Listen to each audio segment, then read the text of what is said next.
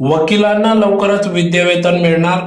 देशातील पहिली advocate academies 10 कोटी रुपये निधी, देवाभाऊंचा पुढाकार. याबाबत अधिक वृत्त असे की वकिली क्षेत्रात येणाऱ्या नवीन वकिलांसाठी देशातील पहिल्या ॲडव्होकेट अकॅडमी आणि रिसर्च सेंटर महाराष्ट्रात सुरू करण्याचा निर्णय महायुती सरकारने घेतला आहे. त्याचं भूमिपूजन नुकतंच तळोदा येथे उपमुख्यमंत्री तथा देवाभाऊ देवेंद्र फडणवीस यांच्या हस्ते पार पडलं. या अकादमीचं महत्व लक्षात घेऊन देवेंद्र फडणवीस यांनी 10 कोटी रुपयाचे निधी देणार असल्याचे जाहीर केले. तर शासन आणि समाजाला ही अकादमी उपयुक्त ठरणार आहे. तसेच यामुळे न्यायदानाच्या क्षेत्रात उत्तम काम होईल. त्यामुळेच येथे शिकणाऱ्या वकिलांना विद्यावेतन देण्याचं देखील फडणवीस यांनी स्पष्ट केलं.